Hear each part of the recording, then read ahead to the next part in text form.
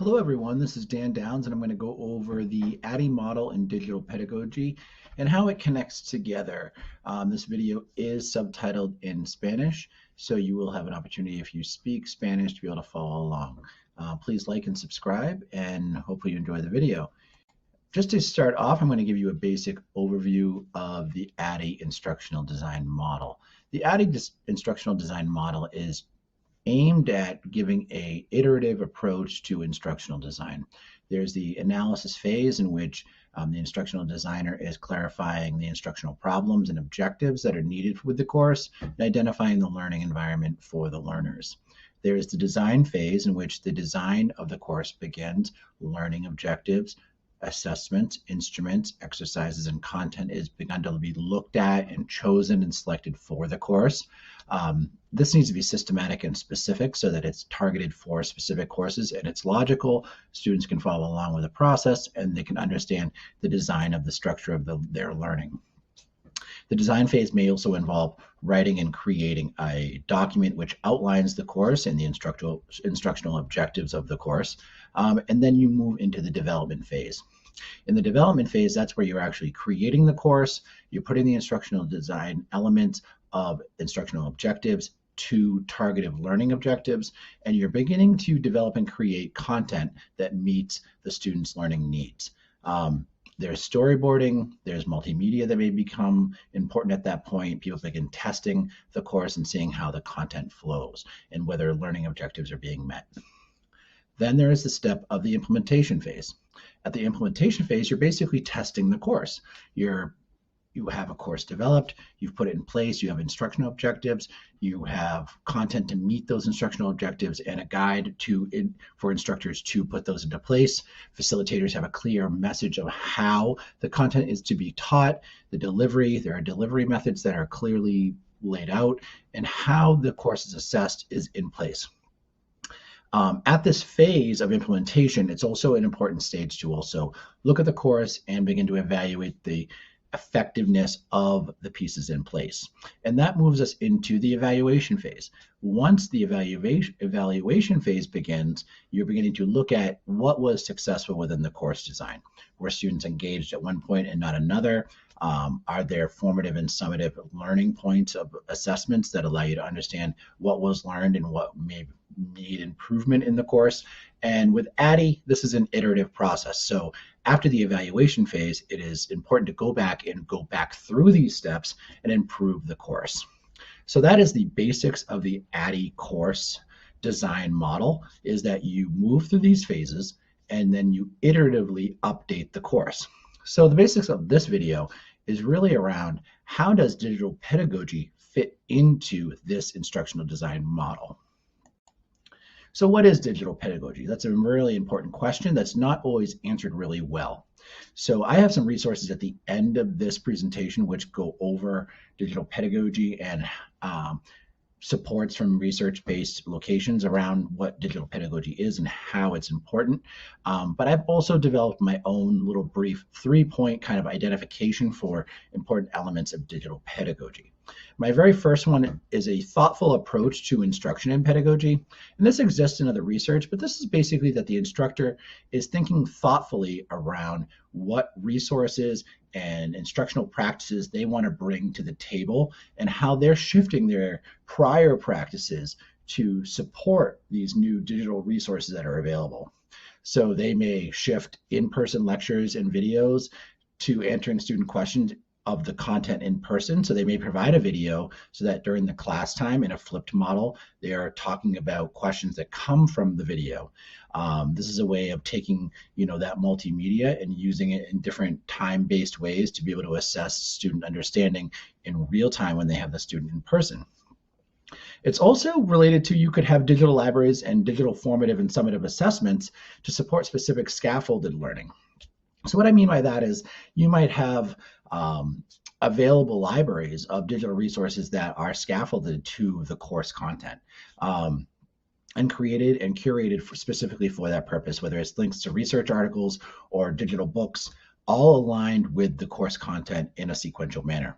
And also digital formative and summative assessments taken at different points in the course provide data and updates to information to help support the instructor and the student with their own progress. So my next point is also the use of digital tools and resources to transform or modify instruction to produce new learning and outcomes. What I'm really focused on here is explaining that instruction is modified and accommodates or uses digital resources to support new learning or build upon existing understandings. So you may provide a student with a new digital tool to help them create a product based on their understanding of the content that you've given them, and also a way of representing their learning. So they're taking a digital tool and providing a new creative way of expressing their learning and understanding. There's also modifying projects. So there may have been an existing project that was part of a course or part of the instructor's way of teaching a course, and that product been modified based on the digital tools available to that instructor. And that's an important thing because it allows the student to be creative, express themselves, but also meet the needs of the course. The very third part is teaching and instructional strategies are supported by the use of technology or digital resources to enhance the student learning experience and provide data to support learning. I think this is a really critical point in that the digital component of instruction provides data.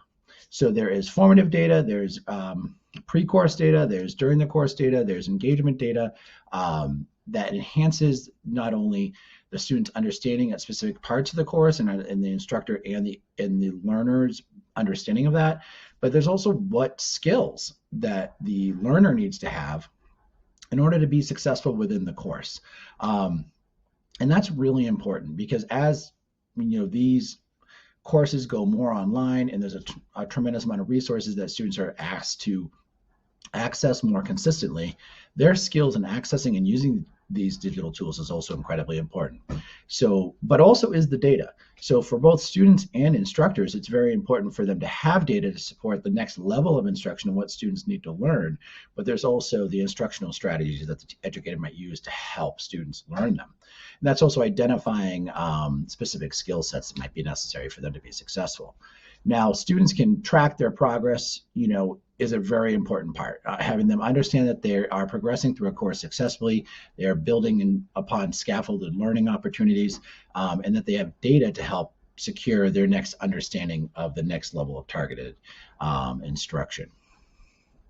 So that's a pretty broad overview of three main points that I define digital pedagogy at, pulled from a couple different concepts that are out there, but they're all around first, shifting instruction, second, transforming or modify products, and then also the student experience and the data involved with assessment and modifications to curriculum and understanding their path through a course.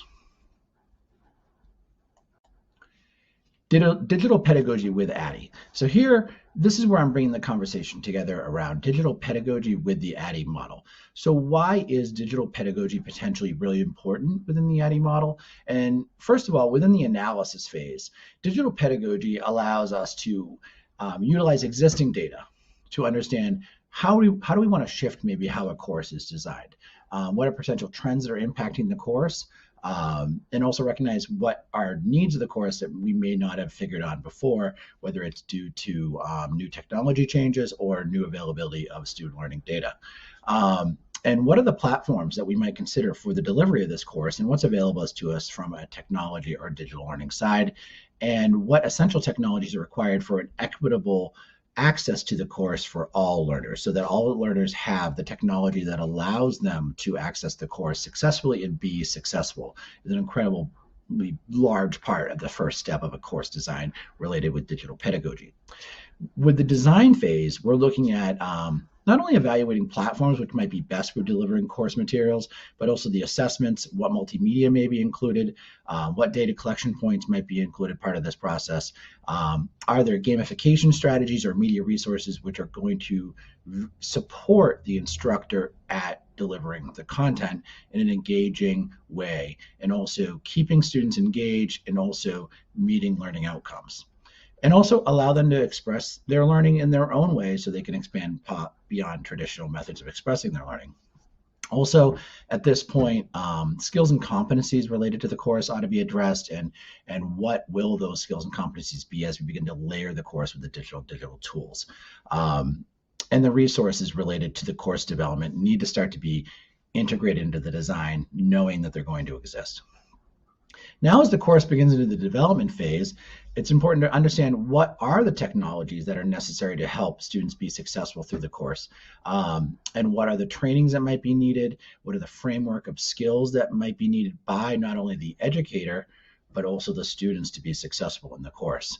And this is also really important around planning the course and understanding how the course is going to lay out for everyone who's participating in it, and testing the technology so that they are effective throughout the entire course in a way that is meaningful to the student and for the educator.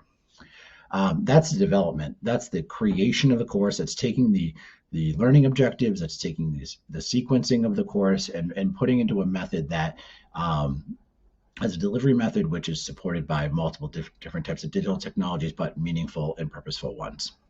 At the implementation stage, this is where we're providing technical supports and tutorials, maybe support gaps. As the course has begun to be used, we're going to find problems. You're going to find issues with student experience, with things that are easier taught one way as opposed to another, maybe based on the technology being used. But at the same time, the data is real time that is available, and feedback from the course implementation allows us to then redefine in the future designs of the course what might be important, and also taking student feedback. And traditionally, there are gaps in learning with digital courses that need to be addressed. Do all students have the specific skills to be able to be successful in all levels of the course? Whether that's the access to the technology, whether that's the digital writing tools available to them, whether that's any of the tools which they may or may not be familiar to be successful in the course. The final stage of digital pedagogy with ADDIE is the evaluation phase. So this is where basically we go back into a big circle of understanding that we would love to use real-time analytics within platforms to review the key points of student engagement, understanding, and how the course was ultimately implemented, and what we may need to change or update in the course in the next iterative phases, a key part of the ADDIE model. So to review digital products that maybe were utilized in the first design, maybe shifted, maybe there's something more effective or better to be implemented with, and maybe the learning outcomes and the understanding of students' digital skills and meeting those outcomes need to be reviewed in order to review the effectiveness of the whole course as a whole. There may be gaps that are limiting students' effectiveness in success in the course based on some of the digital pedagogy requirements that are needed. So you just want to evaluate how effectively and how students are meeting both needs, not only the learning objectives, but also the additional digital skills that are required to be successful. So that's a brief overview of digital pedagogy with ADDIE and how it can be, key points within the ADDIE model that digital pedagogy becomes really important. So the next thing, I'm just going to do a brief why it matters. So within the analysis phase, we're really empowering data collection in the learning environment. We're basically really saying data is important here.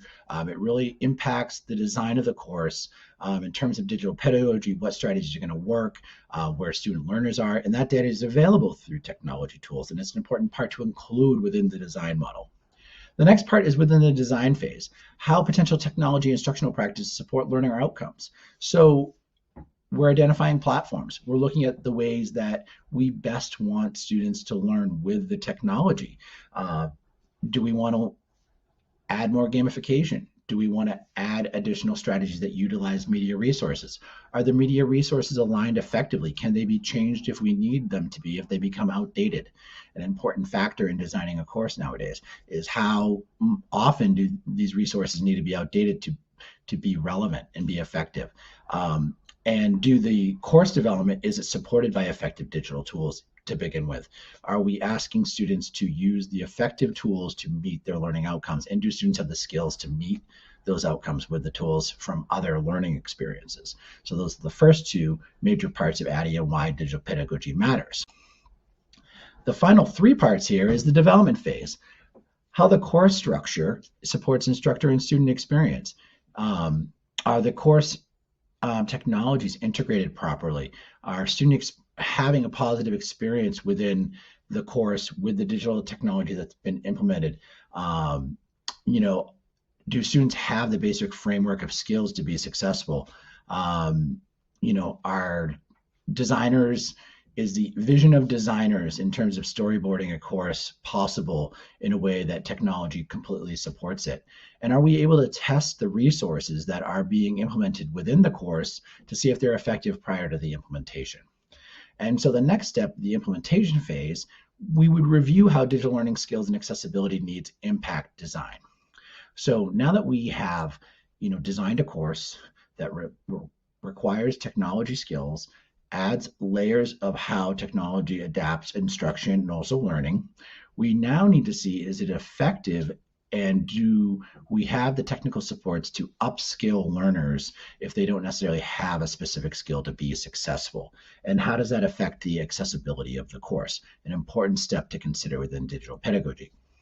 With the evaluation phase, we are basically taking all that we've gained from this experience of designing a course, looking at the technology, evaluating the technology, looking at the student experience, looking at the resources we've used, and is it effective? Are the course objectives being met effectively through the tools that we've decided to use? Are we also connecting the student outcomes and adapting the student outcomes effectively to include what digital skills that they might need moving forward? So it's an important part. And then with ADDIE, this whole process continues over again. So it's important to understand that at the end of this process, it's more iterative updates to the design of a course. So on my next slide, I'm just going to go over, these are briefly the resources that I used. It's not a very broad list of resources. I kept it pretty concise. It basically resources that describe the ADDIE model and also describe instructional design models, which are similar. But I would say a majority of my information in this video comes from personal experience of designing goals around educators utilizing digital tools within courses and course design to effectively meet the needs of learners. And when you are doing that, how are you effectively doing that, not only with the data that you're looking to collect, but also the instructional processes that you're looking to use, and also the multimedia options that you have available to you. So I thank you for watching, and I appreciate your time, and I hope you were able to like and subscribe, and you check out my next video. Have a great night. Appreciate your time, and I hope you were able to like and subscribe, and you check out my next video.